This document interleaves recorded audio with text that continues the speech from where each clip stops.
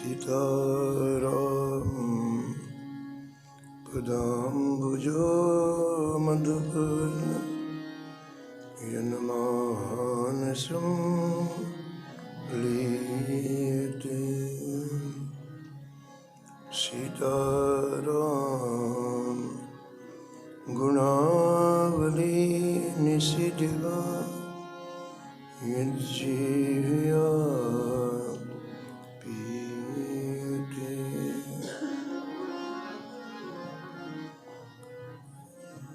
सीताराम विचित्र रूप मनीषं यश्चक्षुषा भूषणम्। सीताराम सुनाम धाम निरतं तं सद्गुरुं संभजे।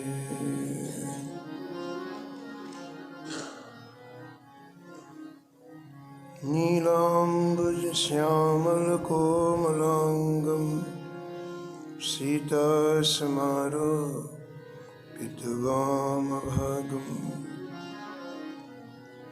पाणौ महासायक चारुचापं नमामि रामं रघुवंशनाथं।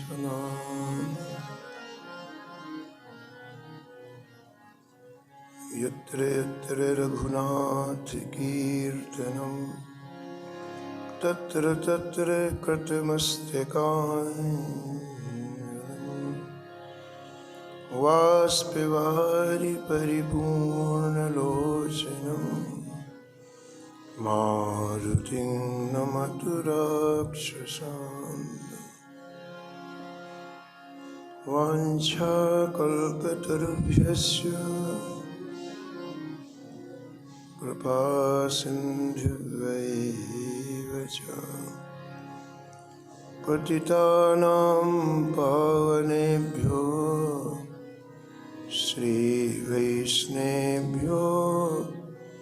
नमो नमः।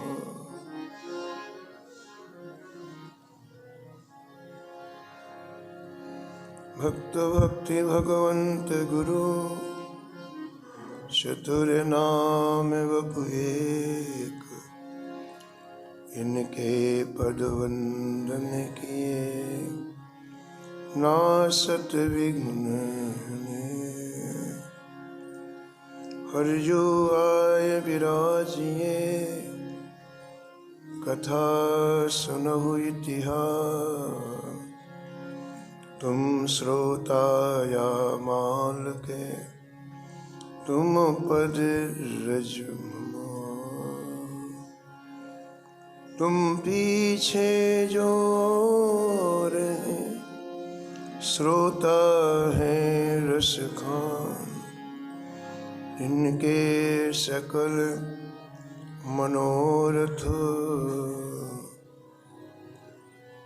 पूरवहु श्री भगवान।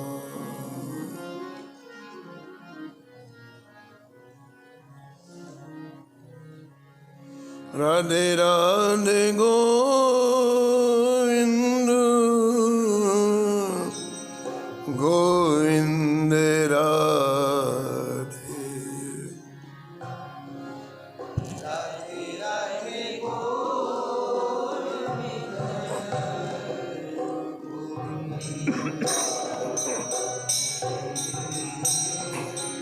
राधे राधे गोविंद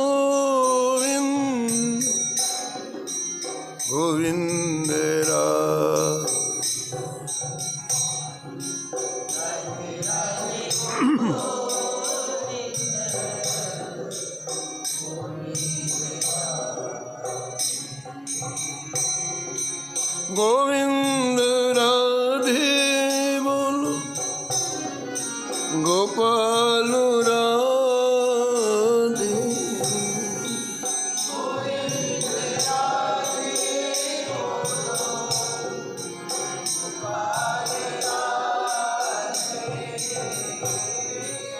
गोविंद राधे बोलो गोपाल राधे।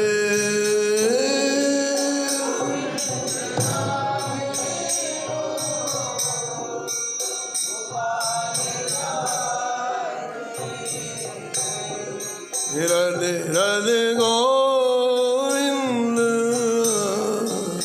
गोविंद राधे।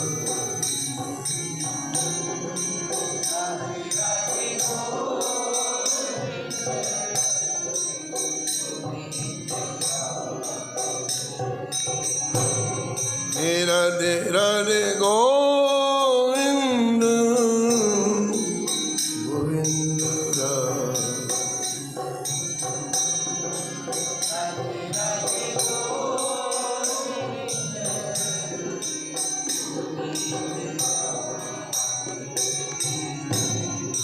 गोविंद राधे बोलो गोपाल राधे।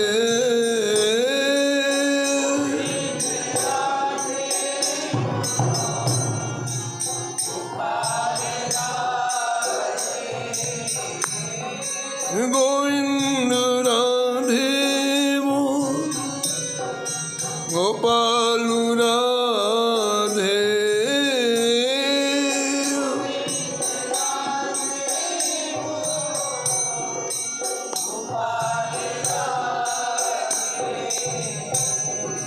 राधे राधे गोविंद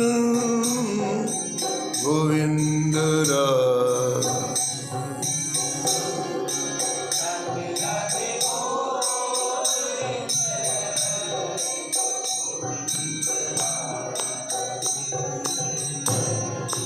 राधे राधे गोविंद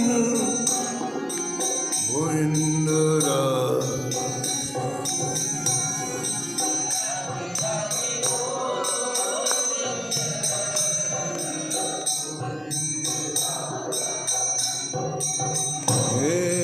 राधे राधे गोविंद गोविंद राधे।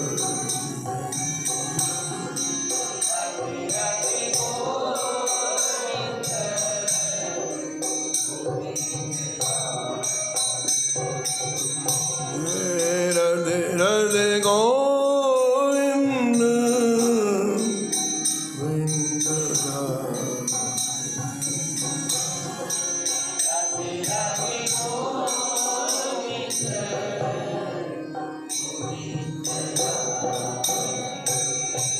श्री जानकी वल्लभ लाल की।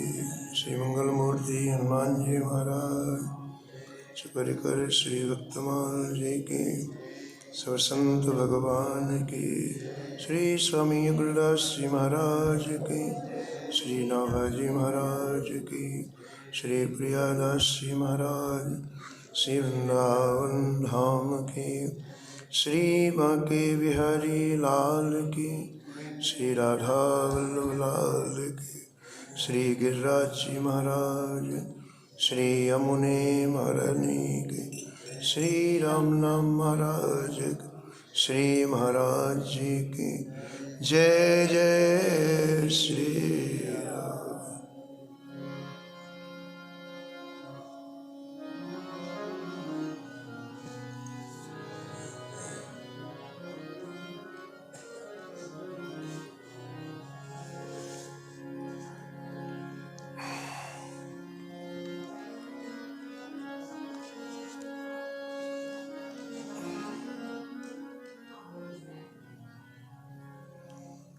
श्री भट्ट सुभट प्रगटो अघटो रस रसिकन मन मोद गनो।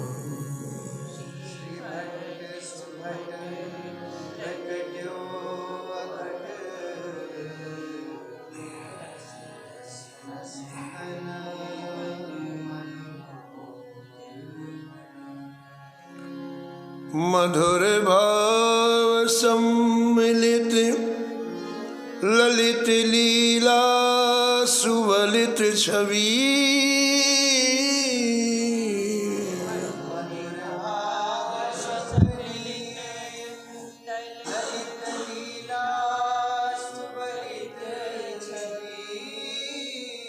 निरखत हरखत हृदय प्रेम बरसत सुकलित कवि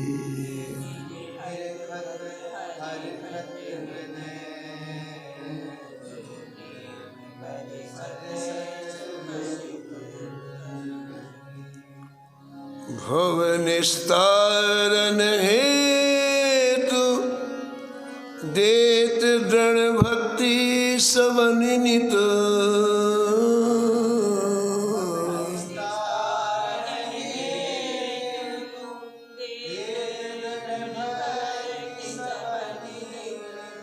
जासुसयसे शशि उदय हरत अतीतम भ्रम श्रम चित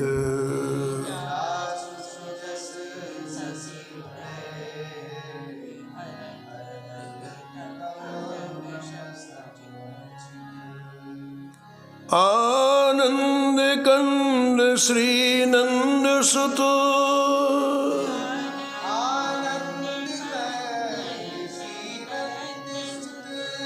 श्री वृषभानु सुता भजन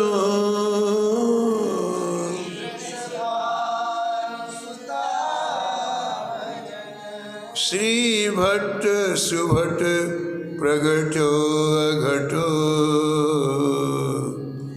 रस रसिकन मन मोद गण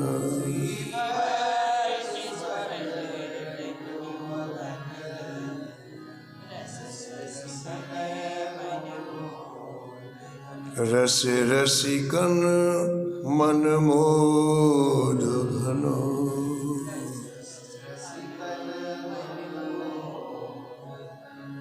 प्रातः स्मरणीय परम वंदनीय श्री भक्तमाल के रचयिता श्री नाभा गोस्वामी जी इस छप्पे में परम भागवत परम रसिक श्री श्री भट्ट जी का स्मरण किया है।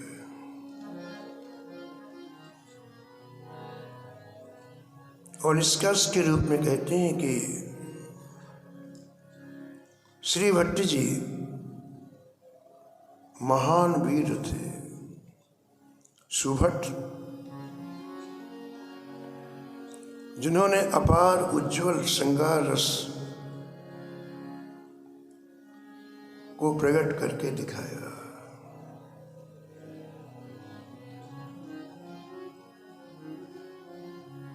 सुभट कौन है? पूज्य महाराज जी श्री मुत्सरदास जी महाराज कहते थे कि श्री रूप गोस्वामी पाद ने श्री भक्त साम्य सिंधु में लिखा है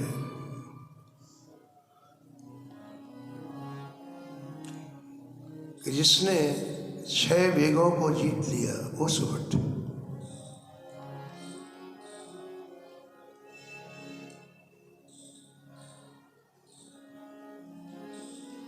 काम का वेग जिसने जीत लिया वो सुभट।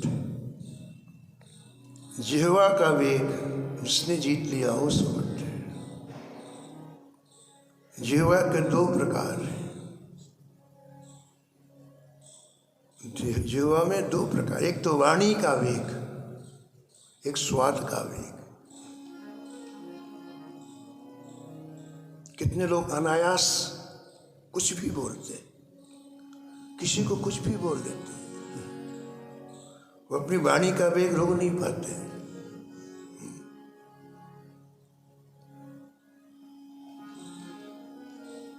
बातन हाथी पाइए,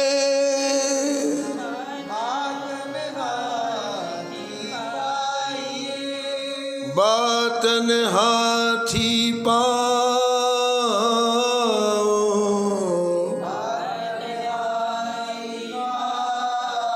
बातन ते विष चढ़त है,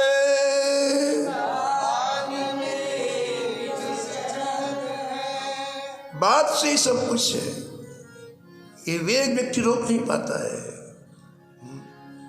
बातन ते विष जाए,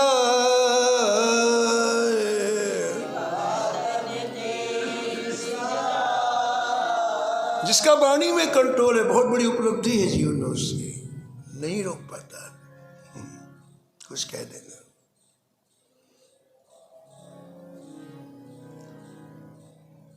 महाराज जी सुनाते थे कि एक बादशाह अपने महल में टहल रहा था सुबह सुबह, और एक फकीर मस्ती से आ रहा है, और संयोग ऐसा कि महल से दृष्टि फकीर के ऊपर गई, और फकीर की दृष्टि बादशाह को 1 मिनट के लिए, और वो आगे चला गया। फकीर को स्नान करने के लिए जाना था नदी में, आगे चला गया, और बादशाह भी टहल के आया, स्नान किया, अपने नियमित काम किए, और इसके बाद उसको राज दरबार में जाना था, तो सुबह का नाश्ता करने के लिए वो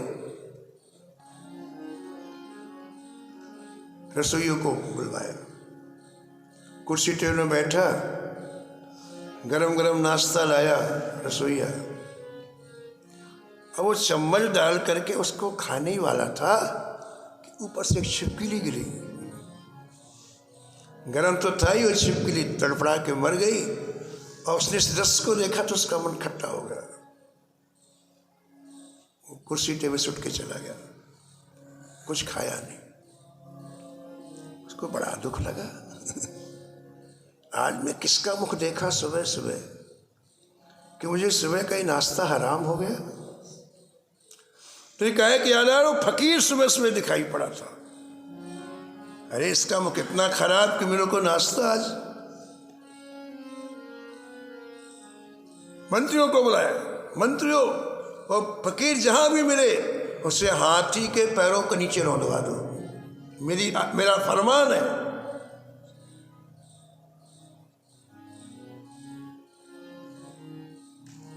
मंत्री लोग गए, नदी के किनारे बेचारे भजन कर रहे थे, स्नान करके पकड़ लिया, चलो कहाँ लिया? बोले साहब का हुक्म हुआ है तुम्हें हाथी के पैरों के नीचे रौंदवा जाए। अरे मैंने क्या कसूर किया भाई, मेरी गलती क्या है तो बता। बोले कुछ नहीं पता हमें जो हुक्म किया हमें वो करना है। हमारा बांध लिया और हाथी के पैरों को नीचे रौंदवाने के लिए जाने लग गए।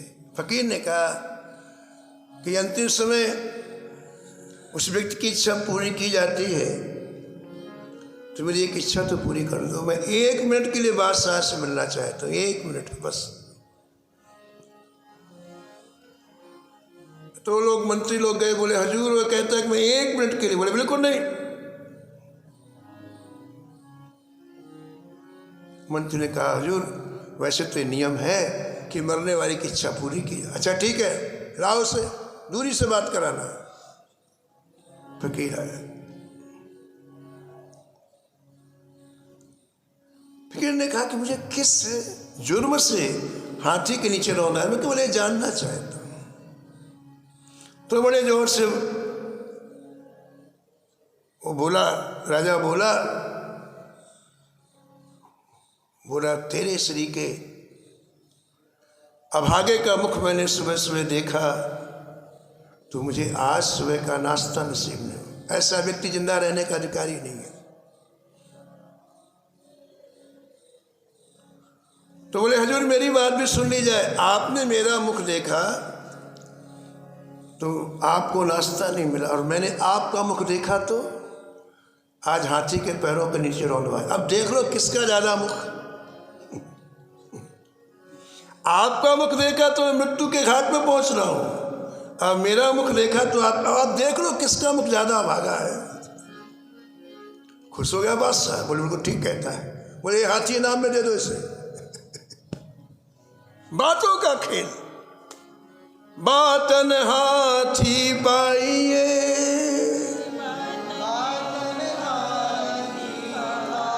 बातन हाथी पाँव,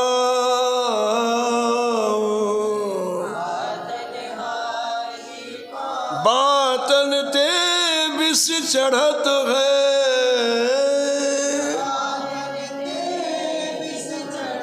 बातन ते विष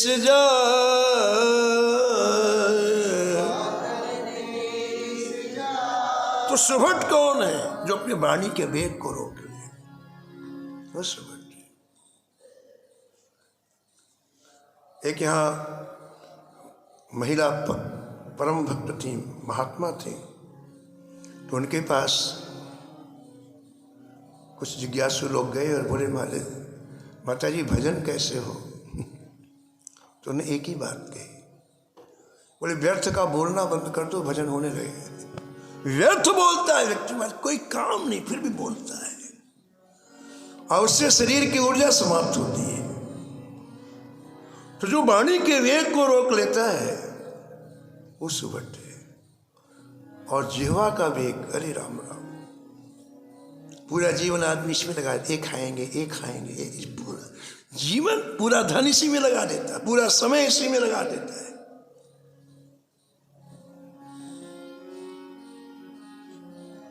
जो जिह्वा के वेग को रोक ले वो सुभट है।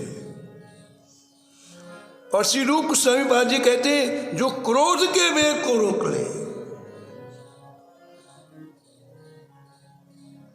क्रोध करे जिम धर्म ही दूरी, क्रोध करे जिम। क्रोध आया तो नुकसान दूसरे को बाद में है, पहले जितने शरीर के दैवी संपत्ति उसमें आग लगा देगा। हमारे हृदय में जितने सद्गुण हैं दैवी, उसमें आग लगा के रख, फिर दूसरे को तो बाद में नुकसान होगा। इसलिए गोस्वामी जी कहते हैं कि क्रोध आया धर्म भाग जाता है। अब कुछ भी कर सकता है, माँ की हत्या कर दे, पिता की हत्या कर दे, पत्नी कुछ भी कर सकता है, धर्म ही नहीं है। जो क्रोध के वेग को रोक लेता है वो सुभट है। तो श्री भट्ट जी को सुभट कहा गया। इन्होंने 6 वेगों को रोक रखा, इसलिए सुभट कहा गया। महाजय संसार रिपु,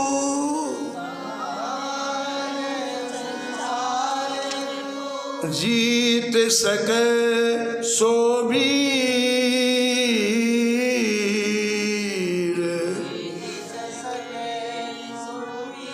जीत सके सो वीर। इसलिए उन्होंने श्रृंगार रस को प्रकट किया। इनके जीवन में इतनी क्षमता हो श्रृंगार रस की बात करें, ऐसे नहीं। श्री भट्ट देवाचार्य जी, जैसा कि आपने सुना, केशव काश्मीरी भट्टाचार्य जी के परम कृपा पात्र थे।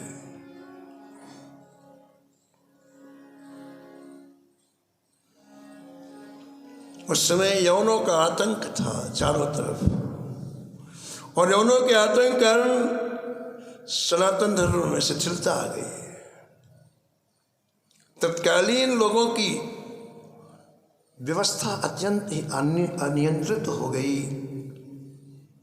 और उस समय उस व्यवस्था को रोकने में महापुरुष ही समर्थ हुए। ऐसे सामर्थ्यशाली भजनानंदी महात्मा ही उस समय व्यवस्था को ठीक कर पाए। शासन तो पूरा विरोध में था, मुसलमान के न्यायाधीश, मुसलमान के सम्राट, मुसलमान के शासक, मुसलमान, कोई सुनता ही नहीं था।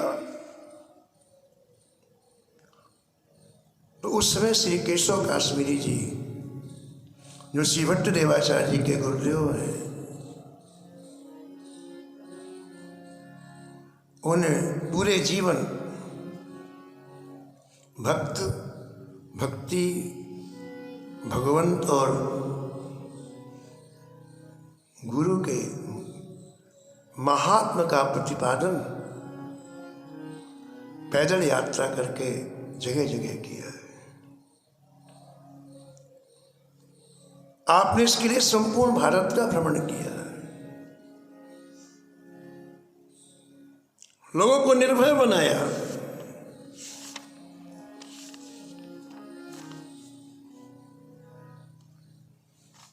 अनेक राज्यों में जाकर के अपने भजन के प्रभाव से शासक को मजबूर किया झुकने के लिए। लिखा हुआ है कि एक बार आप हजारों संतों की जमात के साथ वैष्णव धर्म का प्रचार करते हुए विमुख जनों को शास्त्रार्थ में पराजित करते हुए कश्मीर पहुंचे। और कश्मीर मतलब पूरा यवनों का क्षेत्र, लेकिन आपने निर्भय होकर के उस क्षेत्र में प्रवेश किया।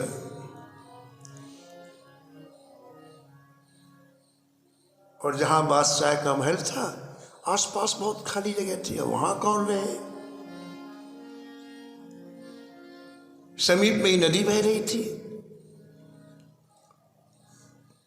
तो श्री केशव कश्मीरी ने कहा, भाई यही जमात को रोका जाए, पानी की व्यवस्था है, कोई है भी नहीं, जगह भी बहुत खाली है, सुनसान है। जमात रुक गई। हजारों संत थे।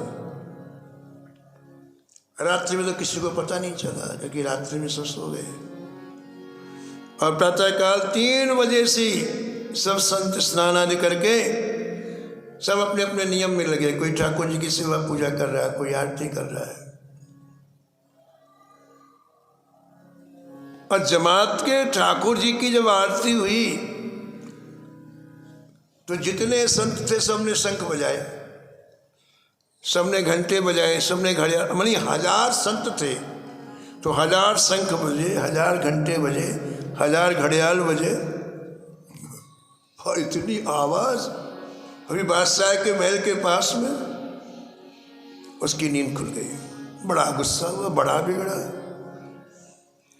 मंत्री को बुलाकर, देखो कौन है ये, कौन लोग हैं जो अनावश्यक शोर मचा रहे हैं, मेरी नींद को हराम कर रहे हैं, पता लगाओ, बंद कराओ। मंत्री लोग गए, देखा बहुत से हिंदू फकीर शंख बजा रहे हैं, घड़ियाल बजा रहे हैं। तो आकर के कहा, हजूर कुछ हिंदू फकीर लोग हैं जो अपने पीर पैगंबर की पूजा कर रहे हैं। बादशाह ने कहा, सबके ये घंटे घड़ियाल छीन करके दरिया में डलवा दो। अब महाराज सेना पहुंची और सब महात्माओं के घंटे घड़ियाल शंख छीन लिए गए और नदी में फेंक दिया गया। फिर बादशाह सो गया। सोते ही फिर वो बजने लग गए। अब क्यों बज रहे? जब तुमने फेंक दिया तो क्यों बज रहे हैं? मंत्री ने कहा, हजूर अब वो बिना बजाए बज रहे हैं। अब कोई बजा नहीं रहा, वो दरिया से निकल के अपने आप बज रहे हैं। अरे ये तो बड़ा विचित्र मामला है। अब बादशाह स्वयं महल से निकला और केशव कश्मीरी जी के पास आया है, चरणों में गिर पड़ा। समझ गया बहुत पहुंची हुए फकीर है। क्षमा याचना करने लगा। श्री केशव कश्मीरी ने कहा, देख भाई, आज के बाद कभी हिंदुओं के किसी धार्मिक कार्य में तुम दखल नहीं देना। वो अपनी पूजा में शंख बजाए, चाहे घड़ियाल बजाए, चाहे घंटे बजाए, कभी रोकना नहीं है। जो आज्ञा। और महल के समीप में जमात जितनी जगह में थी उसने पूरे की पूरी जमीन का पट्टा श्री केशव कश्मीरी जी के नाम कर दिया। और कहा, मारे आप यही रहो, आप जो भी मुझे सेवा बताओगे मैं सेवा करूंगा। इसलिए अधिक समय आप कश्मीर में रहते थे, इसलिए इनका नाम केशव कश्मीरी जी पड़ा। मथुरा में इतना आतंक मचाया मुसलमानों ने, लोग विश्राम घाट में श्री यमुना जी में स्नान करने के लिए जाते हैं। वहां एक ऐसा यंत्र लगा लिया था इन्होंने मुख्य मार्ग में, सड़क में एक ऐसा यंत्र फिट कर दिया था कि कोई भी हिंदू यमुना स्नान करने के लिए जाए विश्राम घाट में, उसकी सुन्नत हो जाती है, उसकी मुसलमानी हो जाती है। तो यंत्र के उस पार उसको पकड़ लेते, बोले देखो तुम मुसलमान हो गए, तुम जा रहे हो यमुना स्नान करने, देखो मुसलमान हो गए। और वो अपने को देखता तो मुसलमान मानने लगता। ऐसे लाखों हिंदुओं को मुसलमान रोज बनाया जाता है। तो लोग कश्मीर पहुंचे, केशव काश्मीर जी के पास, कहा महाराज बड़ा अन्याय हो रहा है, अनर्थ हो रहा है, आप चलिए जल्दी। पूज्य महाराज जी सुमथरा जी महाराज कहते थे कि मुसलमानों के समय में हिंदुओं को जितना कष्ट हुआ है उतना समय रावण हिरण्याकश्यप के समय में नहीं हुआ, क्योंकि ये दोनों फिर भी उपासना करते थे। अरे शंकर जी की उपासना वो करते थे, रावण वो भी करता था। तो जैसा अन्याय मुसलमानों के जमाने में हुआ तो ऐसा रावण और हिरण्याकश्यप के जमाने में नहीं हुआ। तो केशव कश्मीर जी के पास लोग पहुंचे, महाराज चलो आप, बड़ा अन्याय हो रहा है, आप कश्मीर सुनी बसत विश्रांत तीर,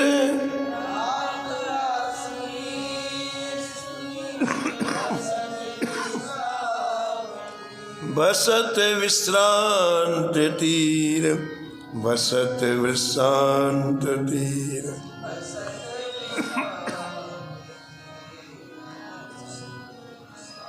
तुरक समूह द्वार जंत्र एक उधारिये,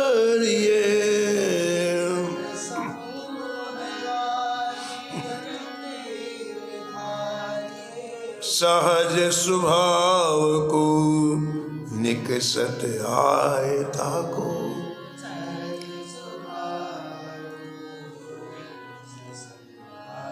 पकड़त जाए ताके सुन्नत निहारिये,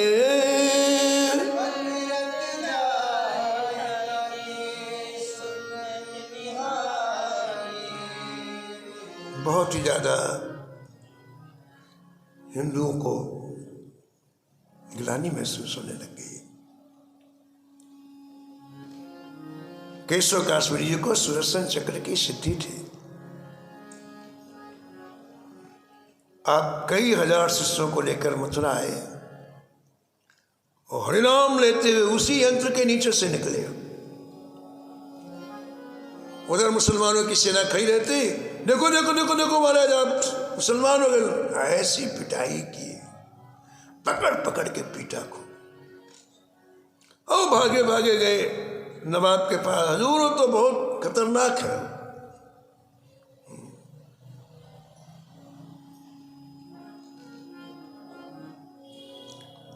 उसने बहुत बड़ी सेना भेजी। आपने क्या किया? श्री महाराज जी कहते थे कि इस केशव काश्मीरी ने क्या किया कि मथुरा के जितने मुसलमान थे उनको स्त्री बना दिया, सबको लेडीज बना, सबको मथुरा में जितने मुसलमान थे सबको स्त्री बना दिया। अब लड़ो।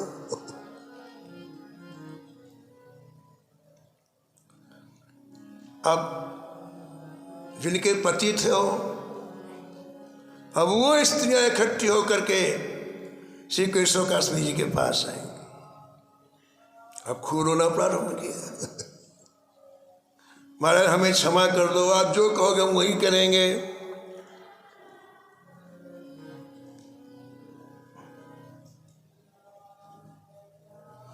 आप हमारे पत्नियों को स्त्री बना दिया, उनको वापस पति बना दो।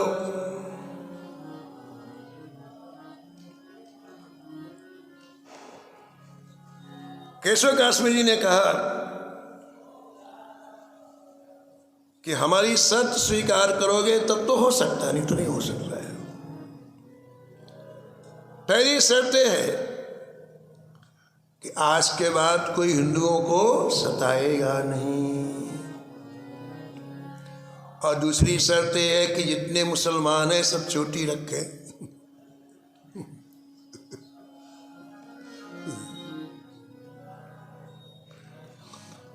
मुसलमान ने कहा हमारे हम चोटी रख लेंगे क्योंकि हमें अब स्त्री से मनुष्य बनना है।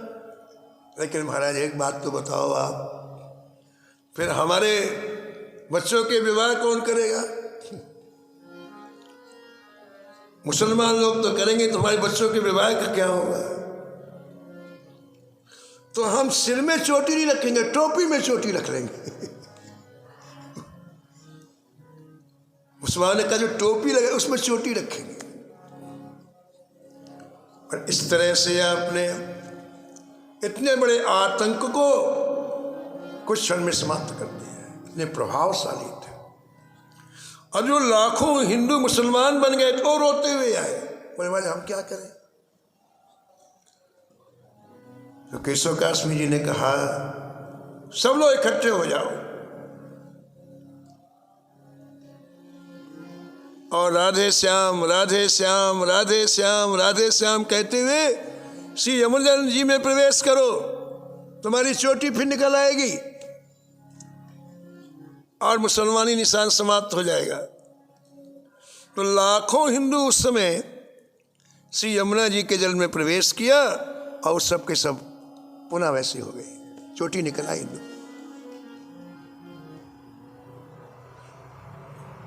तो यहाँ श्री भट्ट जी के परम पावन चरित्र में ग्रंथकार ये कहते हैं कि इनके गुरु केशव काश्मीरी जी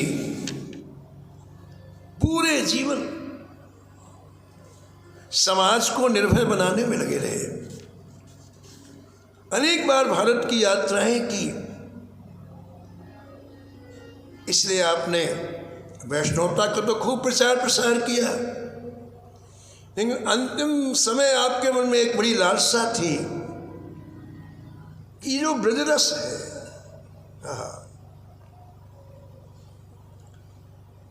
इस ब्रजरस के बारे में किसी दिव्य ग्रंथ की रचना हो जाए जिससे आगे आने वाली पीढ़ी इस रस को पिए। वो नहीं हो पाए। कृष्ण नाम रस बहो जात है,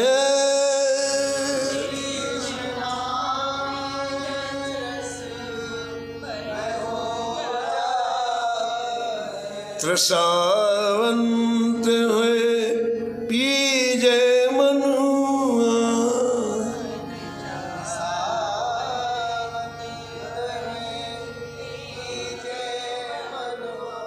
रूप कुंवरी धर ध्यान कृष्ण को,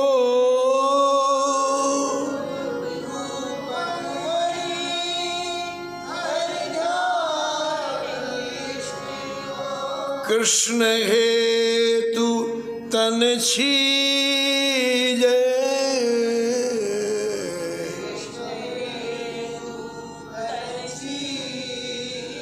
कृष्ण कृष्ण कह लीजे मनवा।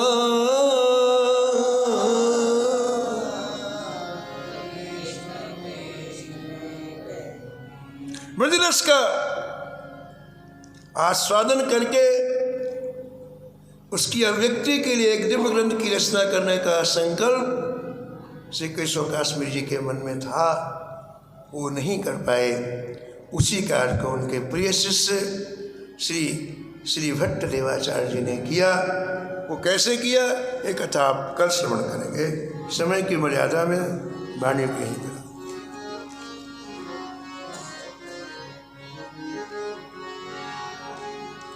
नमो नमो श्री भक्त सुमान, नमो नमो श्री भक्त भक्त सुमान।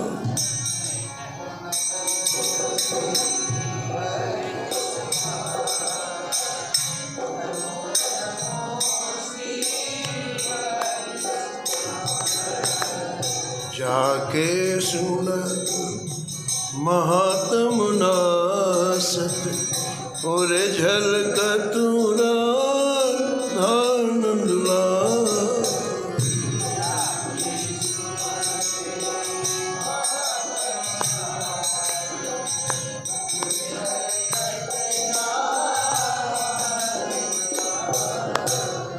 नमो नमो श्री भक्त सुमान। नमो नमो श्री भक्त सुमान।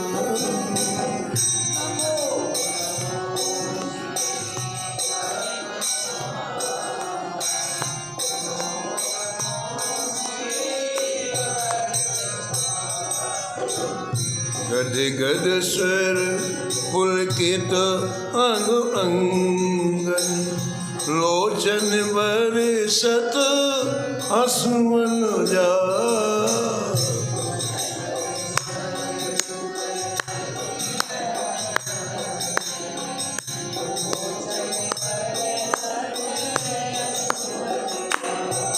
हाँ उतरे जात अभिमान व्याल विष लेत जीवाए सुरस तिहि का।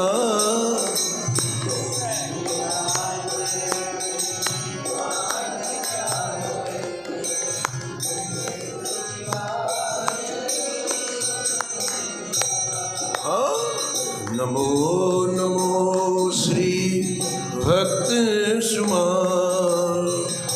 नमो नमो श्री भक्त सुमान।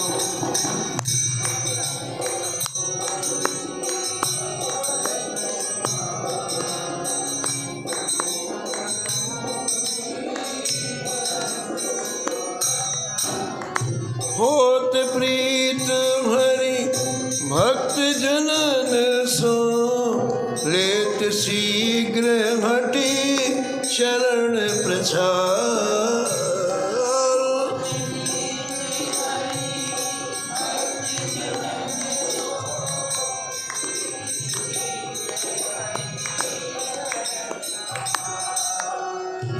तजत कुसंग लेत सत्संगति भाग जगत को अद्भुत भाग।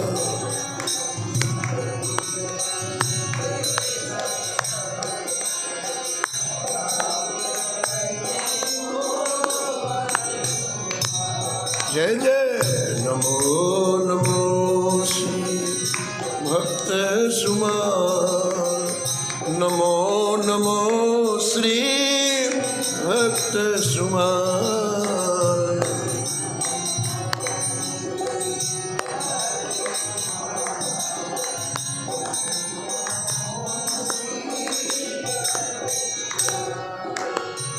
निशिवासर सोवत अरु जागत रोम रोम हुए करत निहार।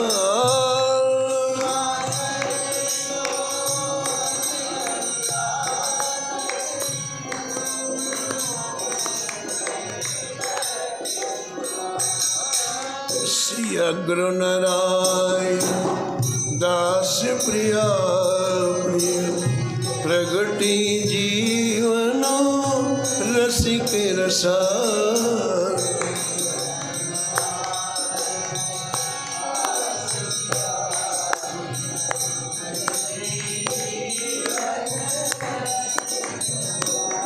हाँ नमो नमो भक्त सुमान। नमो नमो श्री भक्त सुमान।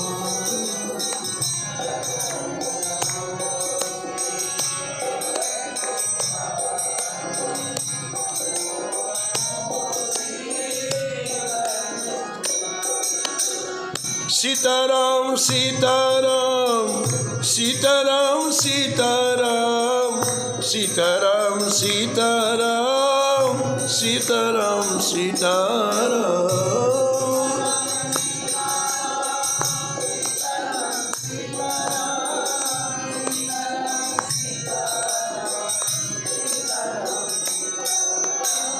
सीताराम सीताराम